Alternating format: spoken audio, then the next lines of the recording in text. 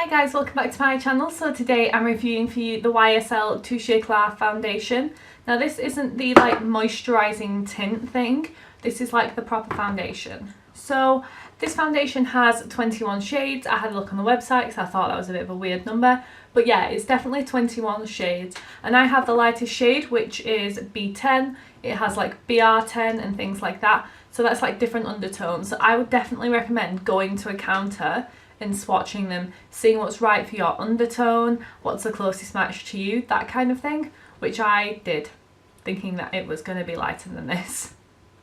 So I will insert some swatches down below so you can see the shade of like B10 in this foundation in comparison to some of the other foundations I have in my collection. So this is the YSL Touche Eclat foundation in B10. This is the Charlotte Tilbury Magic foundation in Fair. This is the Nip and Fab foundation in 05. This is the LA Girl Pro Matte foundation in the lightest shade Ivory. And this is the Ordinary Coverage foundation in Very Fair. Now although 21 shades isn't like the hugest shade range, it's not an awful shade range either. It does look to go pretty dark and the website looks pretty light, but you can see it's not like super light, and you can see in the swatches again it's not very light. I have had to blend it all the way down my neck today. But what I tend to do is I do a 4-hour wear test, a 10-hour wear test, and I kind of let you know like what I expect from the foundation during the application, and you can kind of see how it wears throughout the day, because I think that's fairly important, because foundation can always look really nice on when you first put it on, and then about 4 hours later it's half gone, it's patchy, who knows.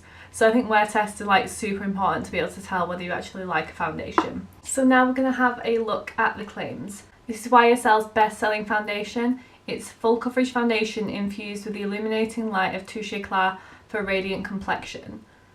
It's basically a full coverage foundation that's weightless on the skin, offering blendable comfort. It has a new association of pigments for enhanced coverage and radiance, giving a flawless finish with long-lasting wear. So this foundation doesn't kind of come with all the rubbish descriptions on the website. It does this, it makes your skin look like Facetune or whatever. It doesn't come up with that, it just is like full coverage, a radiant finish, that kind of thing, and that's kind of all I need to know. I need to know whether it's going to control oil or if it's going to be moisturising for dry skin. That I found wasn't there so much, so we'll obviously see throughout the day. If you're new here, I have dry to combination skin. I do put an oil on my face like more recently, especially now that the drier weather's coming in, for a foundation, which I do recommend for you dry skin gals. So it doesn't necessarily need to be oil controlling for me, but it does need to not show up dry patches. Little things like that I think we're missing from that, so sometimes I do like a little bit of a long winding story about a foundation. But I know it's full coverage and I know that it's moisturising, which I like. So we're going to wear this foundation for 4 to 8 hours. I'll let you know what I think of it. So if you want to see me do the wear test, then please keep watching. And if you like this video, then please give it a thumbs up and subscribe to my channel before you leave. And if you press that notification bell, you'll be notified every time I upload. So I had this foundation recommended to me actually. So it's got that weird like applicatory thing on the sample that it has on the All Hours sample. It does look a little bit dark. This is the shade B10, so it's definitely the lightest shade, like even swatched in store. So I'm just going to take that much and just blend it out with a brush. You know I always use an e.l.f. Ultimate blending brush on one side and an LA Girl sponge on the other. Just to see how far it goes, because I don't want to use like too much, you know. It is blending into the skin tone a little bit more. I think I'm getting quite like a light coverage, so it is going to blend into the skin tone a little bit more. It's definitely scented, like it's got like a typical kind of YSL scent to it. It's kind of like a matte finish, not like super matte like the LA Girl Pro Matte, but it's looking really nice on the skin actually. So I've started using my facial oil again as it's getting like drier and into the winter, and it's just sitting really nicely on top. It's looking very flattering. Like, although it's lighter coverage and you can still see everything coming through, I'm fairly happy with the finish, even with the brush. I swear, even if I wear hair slides, I end up with like makeup in my hair. So there's not much point, I might as well just like lift it out. And this is definitely not my shade. You can like see it is like a bit dark for me. But otherwise it's sitting on the skin fairly nicely. It's a lighter coverage. so it gives you a bit more of like a natural kind of glow almost, because it is, although I said it was like matte before, it does have a slight sheen to it. It is a little bit more satin matte, but it does look quite natural actually. Like say I blended it down my neck and the colour matched. It kind of looks like your skin but better, because you can see all of the things coming through and it doesn't look makeup-y, which I like. It is looking really flattering on this side. I don't know if it's going to look like loads better. I think you'll have no brush stroke problems, but I think there's a good chance that it might soak up product on the sponge side, which like I'm not so sure on, so we'll see. Generally speaking, you guys may know I prefer like foundation application with a sponge, and I don't know if I see it going on lighter on this cheek, like maybe this is oxidized a slight bit as it's been on, but it looks quite nice and flattering on the skin.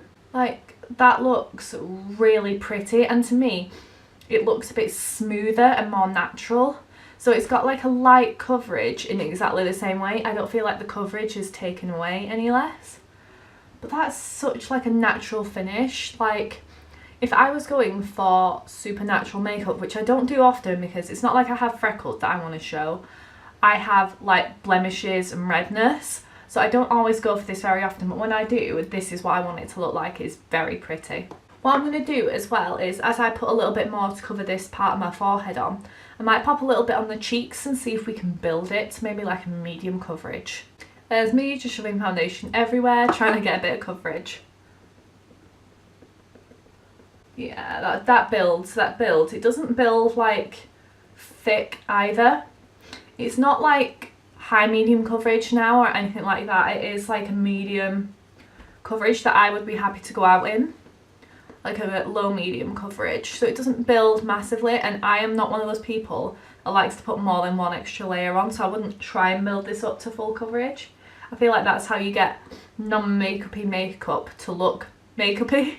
Do you know what I'm saying? There's me saying makeup so many times you can't quite keep track. Now this to me, because of the shade, is a turtleneck foundation.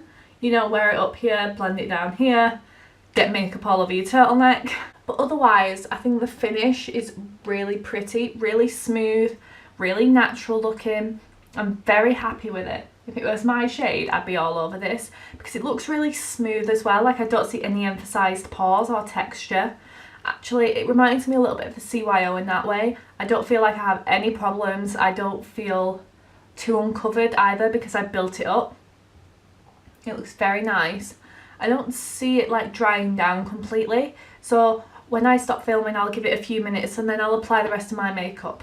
But I think that's what I'm going to do. I'm going to go apply the rest and see how it looks at the end. So I put the rest of my makeup on, and I've only powdered my cheeks and under eyes where I concealed. I didn't powder my forehead or anything like that, and it is definitely looking a bit more of like a satiny finish. It's not super glowy and super radiant, but it's not like super matte either, which I really like. For like, it's going to be nice for kind of glowier makeup on oilier skin types, because it's not too glowy. Do you know what I'm saying? But I'm now going to go through the rest of the makeup I used on my face. So I used the Kiko Skin Tone Concealer in shade 2. To powder my under eyes and my cheeks, I used Maybelline Fit Me Matte and Poreless Translucent Pressed Powder. For bronzer, I used the L'Oreal Back to Bronze, and for blush, I used the Milani Baked Blush in Luminoso. For highlight, I took these two shades from the Soph X Revolution highlight palette. For my eyebrows, I used this shade to highlight my brow bone and do my inner corner, and I used this shade as usual for my brows. For eyeshadow, I did use a shade from the BH Take Me Back to Brazil palette, and I used some from the Juvia's Place The Magic palette. I also lined my lower lash line with the Kiko Intense Colour Long Lasting eyeliner in white. For mascara, I used the Benefit Bad Girl Bang Bang mascara. For my lipstick, I used the L'Oreal Lip Paint Matte in Nudist. And to set my face, I used MAC Fix Plus. So that's everything. I have a feeling this foundation's going to wear well, so I'm really excited to see like how it lasts like for like the 8 to 10 hour point. Hey guys, it's about 5 hours later, so I've just come to check in, left my car on the drive. It's like broken down on the drive. Well done, Jess. Smooth move there. But I thought I'd come and check in while I'm waiting for like the recovery people. But At least my foundation's looking good, that's all I can say. I feel like I've got like a little bit less coverage on the end of my nose. I feel like it's wearing off there. But apart from that, it looks pretty good, I would say. I don't feel like the coverage has slipped anywhere else. I don't feel like it looks patchy. To me, it just looks really flattering. But you know, it's completely up to you guys. Like, what do you guys think? You can still see my spots and things coming through. So if you guys don't like that, then a more full coverage foundation is probably going to suit you better. I don't know. I do really like it so far. I think it's definitely worth trying again. Especially if it lasts like this, like all day. I really like it. So I thought I'd have my face like proper central and like up close for the final check-in, so you can kind of see what I'm talking about when I talk about whether I like something or not. So in terms of the makeup now, it's been about 9 hours. It looks okay. It doesn't look so hot around my mouth. It looks like it's rubbed off a bit on my nose, a bit on my chin. It's not like I've been eating loads or anything like that. Because normally I'll let you guys know, because sometimes makeup will rub off if you're eating loads. It's a fact of life. It happens.